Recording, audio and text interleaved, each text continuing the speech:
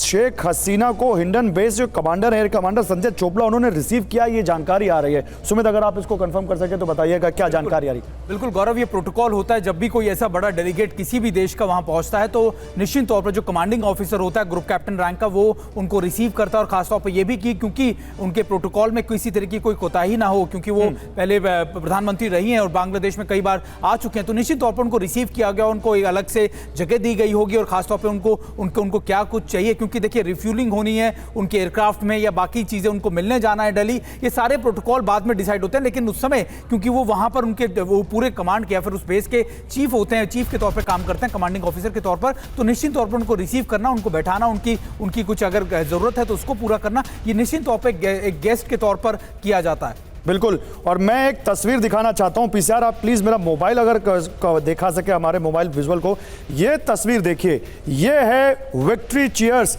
जहां पर जो बीएनपी का ऑफिस है ढाका में, उसके सामने किस तरह से लोग इकट्ठा हुए हैं, ये तस्वीर देखिए। और किस तरह से लोग, मैं ऑडियो नहीं इसकी बढ़ा रहा हूं, लेकिन ये तस्वीर आप देखिए किस तरह से बीएनपी जो एक पॉलिटिकल ऑफिस है उसके ऑफिस के बाहर लोग इकट्ठा हुए हैं और किस तरह से यहां पर अब जीत का जश्न ढाका में मनाया जा रहा है। इस तस्वीर को आप देखिए, ये तस्वीर आपको बताने के लिए काफी है कि क्या है इस वक्त ढाका में हालात, ढाका में किस तरह से लोग जीत का जश्न मना रहे हैं। आप इन तस्वीरों में देख सकते हैं, ये तस्वीरें बीएनपी के दफ्तर के बाहर की हैं। हाथ में आप देखिए यहां पर पॉलिटिकल पार्टियों के झंडे हैं, इनके हाथ में माइक पर लोग वहां संबोधित कर रहे हैं। ये बीएनपी के दफ्तर के बाहर की तस्वीरें हैं जो इस वक्त वहां ढाका में जीत का जश्न मनाया जा रहा है। तो जीत तो है ही है यहां पर मनीष, उनके लिए जो शेख हसीना के विरोधी रहे हैं।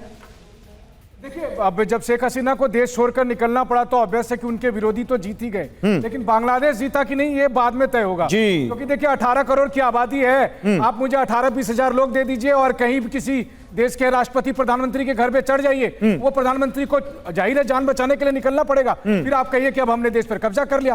अगर यही मोडस ऑपरेंडी है, ज्यादा दिन नहीं बीते, 3-4 दिन पहले हमने देखा वेनेजुएला में क्या हो रहा था, किस तरह से लाखों की भीड़ इकट्ठा की गई। अच्छा, एक ब्रेकिंग और चल रही है स्क्रीन पर, ये ब्रेकिंग में देखिए बांग्लादेश का जो C-130 विमान जब भारत के एयर स्पेस में आया तो भारतीय सीमा में उसके घुसते ही हमारी एयरफोर्स अलर्ट हो गई। ये देखिए बांग्लादेश के C-130 विमान पर बड़ी खबर है, देश की वायुसेना अलर्ट हो गई सीमा में घुसते ही उसके।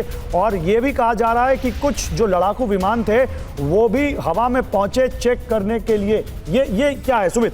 देखिए, ये प्रोटोकॉल होता है जब भी कोई बाहर की देश का एयरक्राफ्ट हमारे एयर स्पेस में घुसता है और खासतौर पे अगर उसके अंदर उनका पीएम या फिर उनके फॉर्मर पीएम बैठे, तो ये प्रोटोकॉल होता है कि आप उसको रिसीव करने के लिए जाते हैं, क्योंकि अब वो भारत की टेरिटरी में है, वो भारत की सुरक्षित घेरे में है। और इसलिए होता है क्योंकि अगर उनके ऊपर अटैक हो जाए कहीं से भी तो उसको भी आप कह सकते हैं कि उसको सुरक्षित डालने के लिए, लैंड कराने के लिए इस तरीके के। ठीक है मनीष, अपनी बात पूरी कीजिए जल्दी से, 20 सेकंड। बिल्कुल, देखिए पहली बात तो यह है कि जब बांग्लादेश की प्रधानमंत्री ढाका से निकल रही थी तो मुझे लगता है बहुत हद तक उन्हें भी पता था कि वो कहां लैंड करने वाली हैं, और बहुत हद तक मुझे लगता है कि एक बार फिर अगर शेख हसीना ये आकर कहती हैं कि इंडियन इंटेलिजेंस या इंडियन गवर्नमेंट की तरफ से उन्हें जान उनकी बची, तो मुझे आश्चर्य नहीं होगा। सीधी सी बात यह है कि बांग्लादेश में आज की तारीख में जो हुआ। ठीक है, देखिए इसी बीच एक और बड़ी खबर आ रही मनीष, बांग्लादेश मामले पर बहुत बड़ी खबर, कल संसद में बयान दे सकते हैं विदेश मंत्री, ये जानकारी आ रही है।